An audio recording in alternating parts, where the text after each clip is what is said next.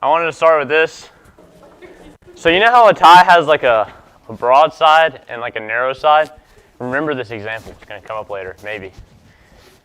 I'm going to drop these. Which one do you think is going to be longer? The narrow side or the broad side? The narrow side. Narrow side? Yeah. Is that unanimous? It's a trick question. They're probably the same. It's a tie. No, it's not. It's not as long. Ooh, man, I've been waiting weeks to do that. Woo! All right. Now I'm ready to start class. Oh, that was... My heart's racing. That was awesome. All right, let's get moving. So, I can't get over that. All right, adopt a student. We're gonna have a dinner tonight for the adopted student. So if you got an email about like what family you're with, you're gonna eat dinner with that family tonight. We're gonna bring the food, so just show up and prepare to eat. That means we're not having Devo tonight. What are we having for dinner? That's a Billy question. Pizza. Yes. And if you want to adopt a student and you haven't signed up, this is like a last-ditch effort. Better do it right now, or you'll just forever be abandoned. So, anyways, if you want to do it and I move the slide, then just tell me as soon as class is over, ASAP. Today we're going to talk about the way. Good morning. We talked about light for weeks, right? Like we talked about light and darkness, the difference in two, all of that. But my class is called Lighting the Way, and we haven't really talked about the way much at all. So that's what we're going to talk about this morning. What is it? Who formed it? Can we ever find it? Can we ever walk on this way? First, we're going to talk about how man lost his way. So I think I talked about, like one of the first classes that I did in here with this series was, like I'm kind of a big picture thinker, and I like to go to the beginning and just like, I don't know, string it all the way through the Bible, like whatever I'm talking about. Because I like finding themes and finding different places where it's been in the story of the Bible up until now. And so that's what we're going to do this morning. And then next week, we're going to talk about the way in a much more detailed way. In a much more focused look, I guess, on like how it applies to us. But for right now, the purpose of the class this morning is for us to see that we are a part of this, just like in the beginning. It's the same, because we know that this happened, we know that it's always been, so time was then and time is now. Like we're all a part of the same story, like what we're talking about here. This is just the beginning of the story. And so, that's why I wanted to start here in Genesis 1 through 3. So, just like when we talked about light, we're going to start at the beginning of time. God created man, and he claimed that he was very good. And man could be in God's presence, and they walked in the garden with God, bearing the image of God. And it was probably the most intimate relationship that had ever been between man and God, like ever, because man could be in the presence of God. There's never really been another time where we see that man and God could be so close together because of sin. So God gave man one command, and it was to eat of all of the trees in the garden, just not of the tree of the knowledge of good and evil. You could even eat of the tree of life, just not of the bad tree, not of the tree of the knowledge of good and evil. So we see the tree of life, and it's mentioned in chapter 3, verse 22, and as a tree that can cause one to live forever. It represented God and the intimacy of the relationship that man could have with God. But then we also see the tree of the knowledge of good and evil in chapter 2, verses 16 through 17, and it's a tree that represents death, and it represents separation of God and man. It's beyond just like eating supposed to, but more just taking an authority. It's a taking of authority by humans to do what they see as right. So they now have the knowledge of what is right and what is wrong. So God gave man a choice from the beginning. He gave man the command and created us with the ability to choose whether we wanted to follow the command or not. Have you ever thought about this? Like, why did God give man a choice in the first place, especially knowing like what we were going to do was wrong? Like, are we just did he make us knowing that man would just fail? Like, were we just some like God's social experiment or something? I don't know. Like, did he predestine us to fail or predetermine us to fail? What do you think? Why did he give us a choice knowing what would happen? To know our real desire. Okay, so to find out if we actually had a desire for him. What else? I think if you take free will out of the equation, the relationship between man and God doesn't mean nearly as much. Why? If you're created and everything about your creation, your DNA, whatever you want to call it, forces you to follow God, then how is that meaningful? But if you're given this free will when you're created, and you choose to follow God out of all of the things that are on the earth, you decide to follow God instead, it means something. Yeah. It means a lot. What, Chad, what were you going to say? I was going to say, mankind did not have free will. Our relationship with God would be little more than a servant-master relationship. Yeah, absolutely. Let's kind of think about like the options of the Creator in the beginning. Like when creating the world, he could have just not created a world, like not create anything at all compared to the world that we have today. Like he could have just done nothing. He could have created an amoral world, I guess, a world where there is no good and there is no evil, if you wanted to. He could have created a world where man was constrained to only being able to do good. Like God just like wound us up and put us on the earth, and he was like, you can only do good. There is no option to do evil. So I guess that could have existed, but in that world, there's no free will and there's no choice. Or there's a world where we have the choice of good and evil, the world that we live in. God created the world with an evil option because it's the only world that love could exist in. So why can love only exist in the fourth option? Obviously because we have to choose him. It's not love if we don't actually choose God. Here's an example. Who in here has a favorite color and they feel very strongly about their favorite color? Cole. All right, Cole. What's your favorite color? Blue. Blue. I'm going to give you a questionnaire. This piece of paper. This is all scenario. And in this questionnaire, it's going to say, hey, Cole Moody, what's your favorite color? And you have 3 options. And your favorite color options are red, purple, and green. But you have to circle one. Which one are you going to circle? Red. That's probably what I would circle too. So I look at this piece of paper and I'm like, all right, red is Cole's favorite color. Does that make it your actual favorite color? No. But you circled red. Kind of made my options slim. So I didn't give you a choice. So I made your favorite color be red even though it wasn't red.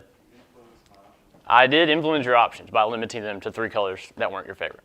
So if I were to force Cole to choose something, it's not actually what he chooses. Like if I force him to choose red, it doesn't mean that his favorite color is red. It just means that I forced him to choose it. If God wound us up like a toy, like those the monkeys with the gongs or the cymbals or whatever, like if he wound us up and just put us on the earth and was like, do good now, then, how does love exist? Like there's no way that without choice that we couldn't actually show that we loved God. There would be no way to do what is right. So if God forced us to love him by nature, do we actually truly love God and have a relationship with him? Of course not. So God created man with choice because he wants us to love him and to choose what he has commanded for us because of that love.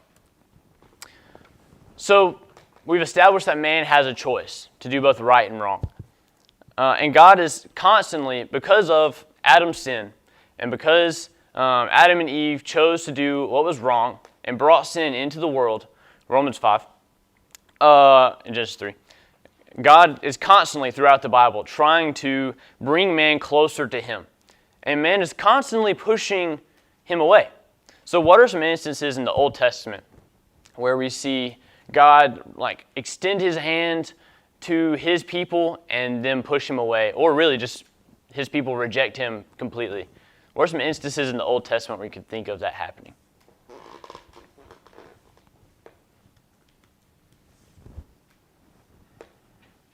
talked about it before a good bit in this class already, but when they wanted a king on earth rather than God.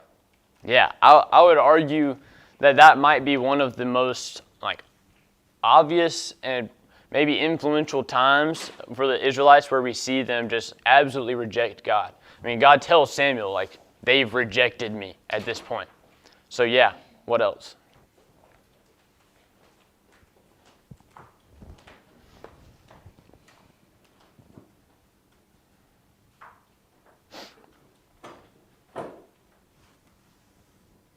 I think about when God made the covenant with the Israelites. And he's like, hey, if you follow me and you keep this covenant that we've made, then I will make you a great nation, and I'll take you to the promised land, and you will be my people. And he lists all these things that God can do for them. And they're like, we're going to be your people, and you're going to be our God. We're going to follow your commandments. And then Moses takes a couple of days too long, apparently, and the people get antsy. Whoa, what word am I trying to say? Antsy? And create a golden calf. And they immediately turn on God, which is Exodus 23 and 24. And then in chapter 32 is where they make the golden calf. I think about the laws of the tabernacle, like the laws that God made for the people, the ritual laws to where they could be ritually pure or impure. And God is making them a way for them to be closer to Him. And you could only come and be in His that close to His presence if you are a certain purity, level of purity, I guess. Like you have to abide by these certain laws, and you have to be in this certain state to be this close to God. So God is like extending His hand in that way. And when I think about the result of man's choice and just how bad it gets the more man chooses his own way, I think of Judges 19 through 21. I say this because I was reading Judges 19 through 21, and I was like, wow, this is terrible.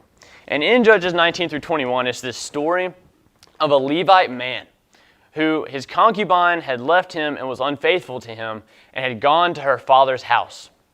So she was there at his father's house for 4 months. As I'm reading this story, I was like, my jaw was just like dropped and my eyes were huge. And I was like, what is happening? So the Levite man was like, I'm going to get my concubine now. And it says that he was going to speak kindly to her. So he goes to her father's house, and her father was like super happy to see him. And he was like, hey, stay and like eat food and stuff and hang out with us. And so this kept happening like day after day after day. And then finally, he was like, okay, I really need to go. So he leaves, and he takes his concubine with him and all of the people and the things that he's brought with him. And they're traveling, and they were in Bethlehem, and they're traveling back home. And they get to like a time where they probably should stop, like it's starting to get dark. And one of his men is like, hey, let's go over here to this place. And the Levite man is like, no, that's a foreigner city. Like, we're going to keep going, and we're going to go either to Ramah or to Gibeah, I think is what he says. So they keep going, and they get to Gibeah. It's this place in the tribe of Benjamin, which is supposed to be like a friendly territory, right? It's in Israel, the tribe of Benjamin. So they travel on to Gibeah, and this guy is outside, and he sees them. He's finished working for the day, and he sees them. He's like, hey, where are you coming from? Like, where are you going? And so they talk, and the guy's like, look, I've got all the supplies I need to stay the night. Like, you won't have to give me anything. I just need a place to stay. And this guy's like, all right, I can give you a place to stay. So he takes the Levite man and all of his people and his things and takes them into his house for the night. Well, in that night, they're eating and they're drinking. It says that they're making their hearts merry. And it says that some worthless fellows that lived in Gibeah knocked on the door and was like, bring us that man that you brought in your house because we want to know him. And so this guy, this man that lives there, he's like, no. You can't have this guy. Just take my virgin daughter and this guy's concubine instead, which is kind of terrible, very terrible. And so he gives them these two women, and it says that the concubine was violated all night and then walked back up to the door, well, like crawled back up to the door, and had her hand on the threshold of the door and laid there all night. So the next morning, it says the Levite man opens the door, and he's like, hey, it's time to go. And just like looks at her. And so he has to pick her up and put her on his donkey, carry her all the way back home. She's dead. He chops her up into 12 pieces, sends her to all of the tribes of Israel, like putting everyone on notice that Benjamin is terrible. And is like, look what happened. And this is the point where I'm like, oh my goodness. So then they all start, like all the tribes of Israel are like, wow, Benjamin's terrible. We need to go like take these men and kill them. So they go to the tribe of Benjamin and they're like, give us these worthless fellows that did this. And the tribe of Benjamin didn't do that. And they're like, no, it's not going to happen. So they start warring against each other. So the tribe of Israel is warring against itself because Benjamin is trying to defend worthless fellows that did a terrible thing. So they start fighting. It lasts like 3 days. And then it says in the end that the tribe of Benjamin was fighting and they turned back and there's a column of smoke that is, from the words that were used, it looks like that the column of smoke was like taking the city up to heaven, was almost the language used. I don't know if that's like a metaphor or what was happening.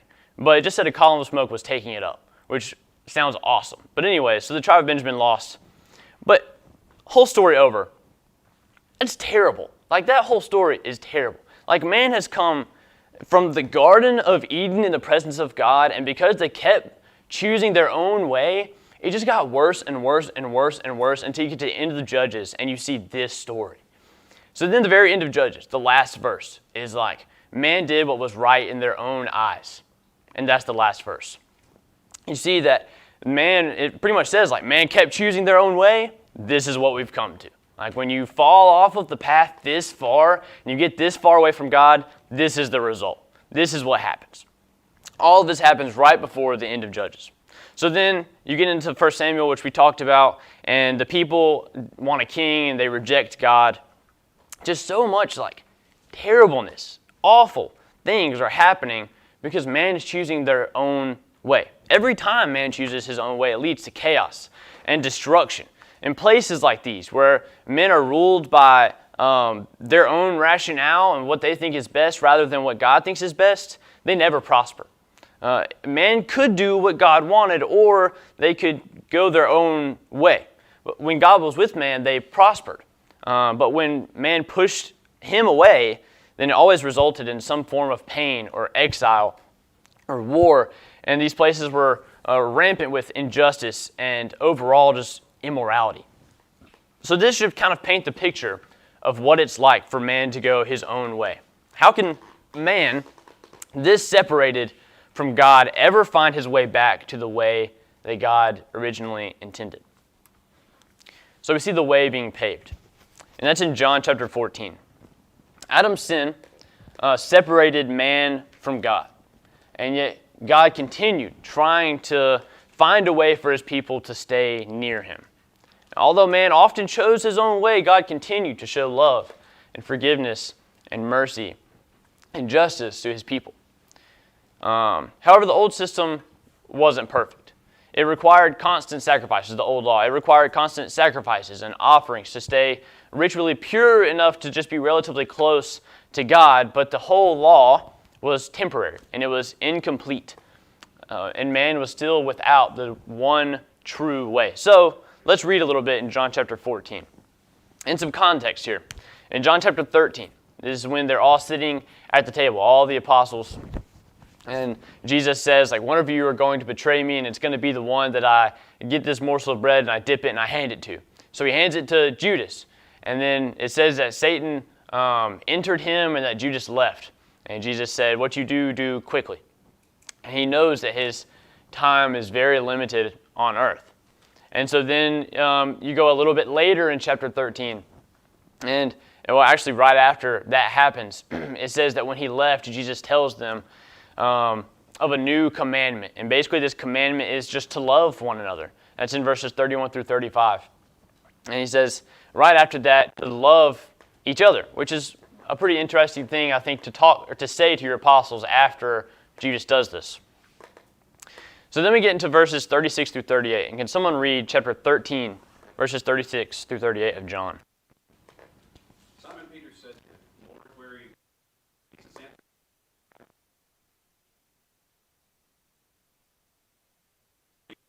Lord, why can I not follow you now? I will lay down my life for you. Jesus answered, will you lay down your life for me? Truly, I say to you, the rooster will not crow till you have denied me 3 times. So Peter asks, Jesus says, like, you can't follow me where I'm going. Like, where I'm going, you can't come yet. But he says, but you will follow afterwards. Like, eventually you will be on this path, on this way. So Peter says, no, I want to come now. Like, Peter's a gun-ho individual. He's someone that's like, when he goes in, it's like he's going both feet in all the time. And so when he says, like, no, I'm going with you now. Like, I want to go with you now. And he says, Jesus is like, actually, you're going to betray me by the end of the day. If you think about like Peter and how he thinks, like you think about him and he gets out on the boat and he walks on water and just all these different courageous, bold things that Peter has done throughout his life and that he will do, and how devoted you see Peter being to Christ. I mean, he's one of his closest friends. And then Jesus, this man that you followed for so long, is like, actually, you're going to betray me 3 times. Like, man, that's got to be crushing, especially for someone who just said, no, I'll follow you wherever you go. And so that's what leads us into chapter 14. Ron, can you read verses 1 through 4 of chapter 14?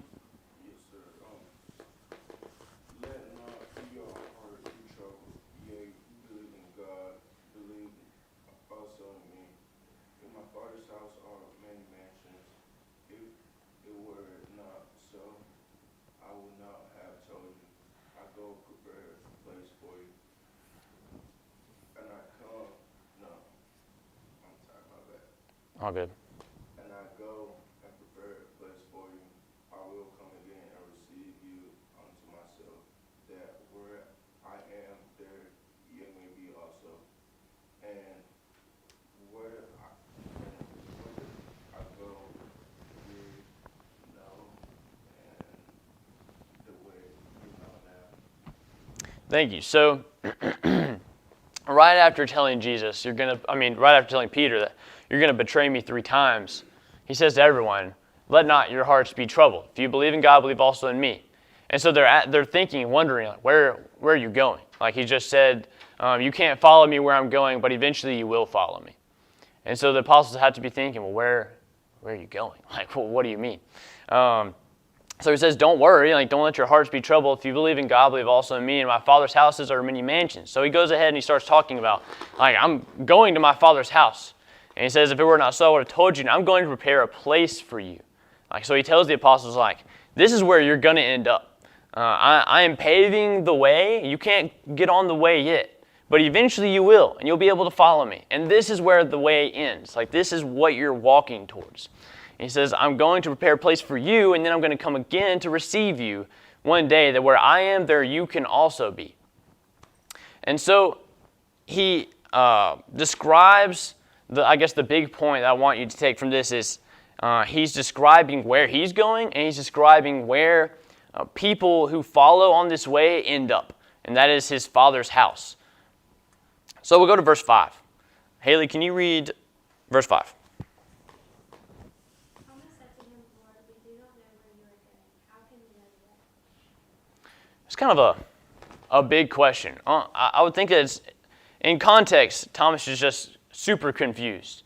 And he's like, well, you're going on this way, and we can't follow you, but eventually we're going to follow you, and you're going to your Father's house, who have never met. And so he's like, what are you talking about? Like, where are you going? How are we ever going to find this way that you're talking about? But I think in a much bigger way to think about it, it's like, how can man alone ever actually find the way? Like, we ruined it in the very beginning with Adam and Eve. So from then on out, how are we as mankind ever actually going to find the way that Jesus is talking about? So let's go to verses 6 through 7. Nick, can you read that? Jesus said to them, I am the way and the truth and the life. No one comes to the Father except through me. If you had known me, you would have known my Father also. From now on, you do not know him and have seen him. Yeah, no, that's good. That's fine. And you do know him and you've seen him.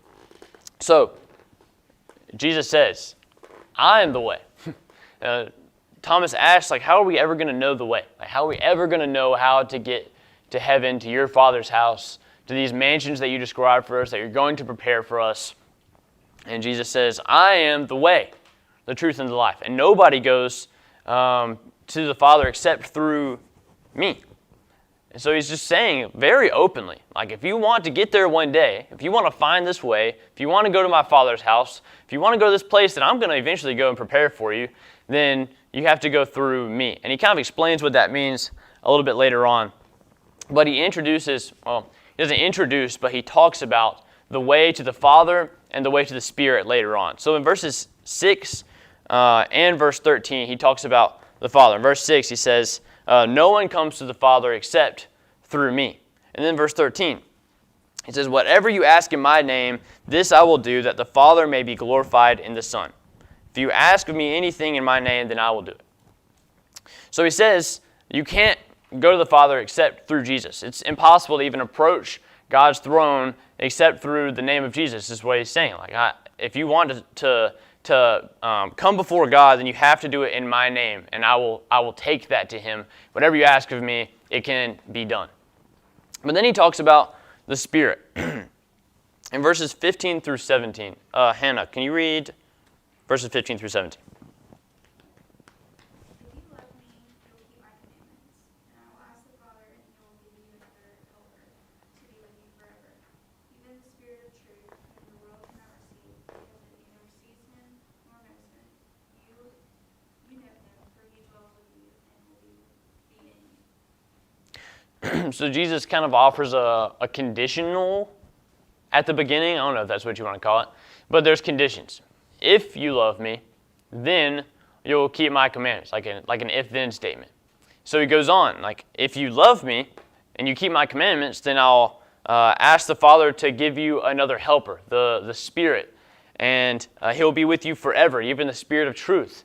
But then he says, if you don't love me and you don't keep my commandments, like the world, then you won't be able to receive it. He says the world can't receive it because they never see him, they neither see him nor they know him. So we learned that the Spirit will be, to keep it in context, the Spirit will be within his apostles and that the world can't receive the Spirit. Then we'll go on to verses 25 through 26. Travis, you want to read that? These things I have spoken to you while abiding with you. But the Helper, the Holy Spirit, whom the Father will send in my name, he will teach you all things and bring to your remembrance all that I have said to you. So here we learn that he'll dwell within the apostles to help them remember everything that Jesus has said. If you think about it, they don't have the Bible or anything. They don't have what we have. And so for them to remember, basically to do what they're about to have to do when Jesus leaves and talk to all of these people about what has happened and all of these teachings of Jesus, that's kind of a miracle in and of itself. I don't feel like man can do that on their own, remember all of these things that has happened, especially not all that they relayed, all of the information they relayed later on. So he's saying, I'm going to give you a Spirit that's going to help you remember all of these things. And that's a really big deal, and it's something that we see a little bit later on. But we had no way, past tense. We were lost. The blood of bulls and goats were temporary. And man was constantly having to cleanse themselves of wrongs through gallons and gallons and gallons of animal blood because it wasn't perfect blood. But Jesus' blood was perfect. And because of that blood, a way has been paid for us to be in the presence of God again. So we have our way home. And that's in Acts chapter 2. So we're going to talk about it today, and then next week we'll talk about it a pretty good bit more. But in Acts chapter 2,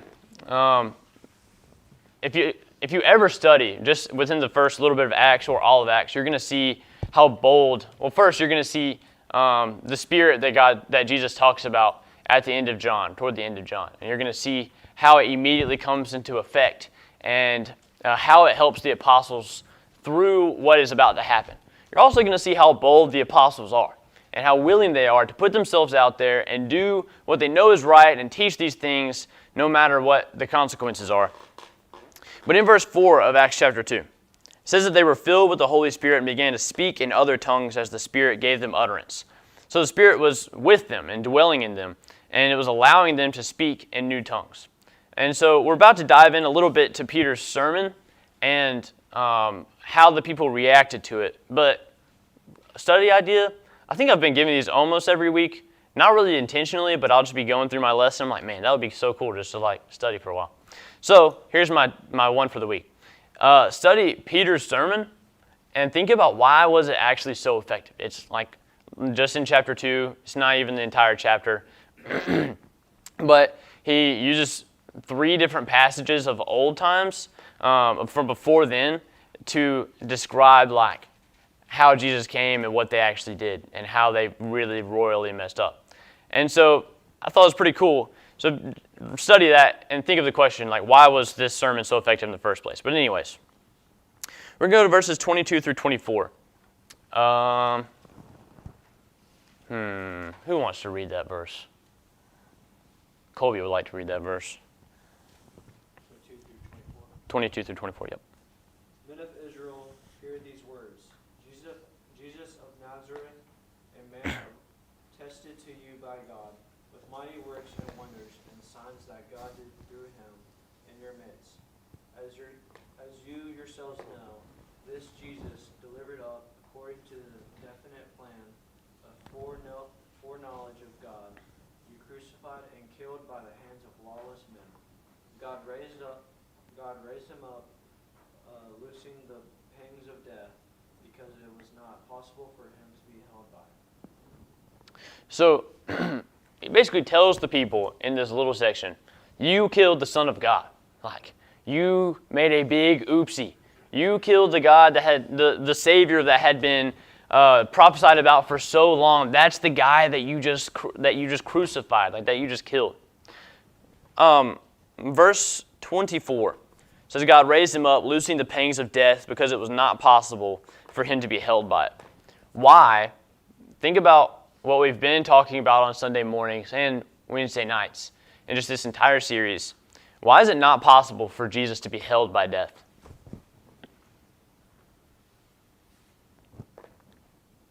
Why is this verse significant?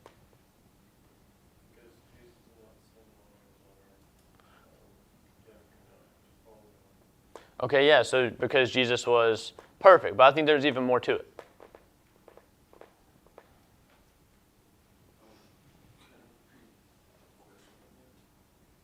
Do what? The question is, so why is it not possible for Jesus to be held by death? Like what it says in verse 24. Chad. Oh, sorry. He was raising his hand, so I called him. I'll get you next. Sorry. So what I was going to say is that it was part of Satan's plan to kill Jesus, to stop God's work on earth from coming to full fruition. But Satan evidently missed that tiny little detail about the resurrection, and it proved Jesus' power over death, which implicitly proved Jesus' power over Satan. Yeah, okay, yeah. So isn't that kind of weird that like Satan should have known that this was going to happen, and yet they still thought like, we got this, we won. But it's been like prophesied about. He knows who God is and God's power, and he still thought he was successful. Tabitha, what were you going to say? Because God gave Jesus the power over his own life. So Jesus had the power to decide whether he's going to lay down his life and then he could take it back again. Yeah, okay, yeah. So Jesus had free will. Like he lived as a man and he could have done wrong, but he wasn't going to. Like we know that he came to this earth focused and he was tempted just as we were, which is what makes him special and significant. Well, one thing that makes him special and significant is that he was tempted just as we were, and yet he still was able to overcome that. So yeah. Yes? I was going to say, because Jesus is God and God's eternal, Jesus therefore also is eternal. Because he's God. He's just God as man. Yeah, but so he was God as man. So that's what makes it significant, is that like he should have, as man, died, I guess. What I'm trying to get at is in John 1. We talked about John 1, verses like 4 or 5, somewhere around there.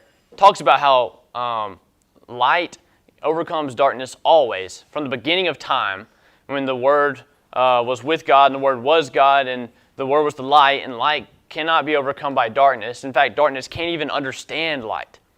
And so I thought about that as we were reading. It was not even possible for death to hold Jesus down. It is not possible for light to even understand, to overcome darkness. Light, wow. It was not possible for darkness to overcome light, to even understand light. So, I feel like in the whole context of our series, this is a really influential verse. So, we see throughout the chapter, throughout this sermon, Peter uses evidence from old writings to prove that they killed the Son of God, and he provides them with a choice. Are you going to repent? Are you going to turn to God and become people of the way, option number one, or or are you going to live a life knowing that you just killed the Son of God, that you crucified the man that had been prophesied about for so long and that everyone had been waiting for so long, and you crucified him? And so now you are lost and you're living in darkness forever. Like, here's your two choices. Like, are you going to choose the way that loves God and follows His commandments, and you can live in the light and you can walk on this way that leads to heaven, or are you going to live in darkness and you're going to have to live with the guilt of knowing that you killed the Son of God? And so here's the two options. And for centuries, we see opportunities where people could choose God's way or they could choose their own way. And it's the same today, where man is extended an offer from God to be close to God, and yet they constantly reject it. So how do these people respond is what we're going to talk about more next week. And we're going to talk about, since we're in a pretty similar situation, how we should respond to that. And even further than that, what it looks like for us to walk on this path, to walk on this way that we've talked about today. So I hope that we've been able to establish today that we are also a part of the story. If you've ever had an Alan Wages class, you're probably getting like PTSD right now, but I don't know if any of you have. Oh, Nick, are you in that class? Sick. So none of you have, so I don't feel bad. Alan Wages talks about the story all the time. And last year we talked about the story of the Bible a lot. And so my brain is kind of framed to think that way now because I spent so long on that. But the story is the same then as it is now. Like, it's all the same story because we believe that in Genesis 1 that happened. Like, we believe that everything in the Bible happened. And so if you believe that, if you believe what happened in Genesis 3 happened where Adam and Eve separated man from God, then you are a part of that story all the way up until now. So it's important to know, and it's important to talk about, as people who are supposed to be people of the way, what does it look like for us to be as people of the way? Where do we fall in this story? Like, how do we react? Is it the same as how these people in Acts 2 reacted? So anyways, I want you to be thinking of yourself as a group of people who are significant and who are a part of this story, because next week we're going to talk about what we're actually supposed to look like. So we're getting out a couple minutes early. Just sit around, wait for the bell, talk. That's it.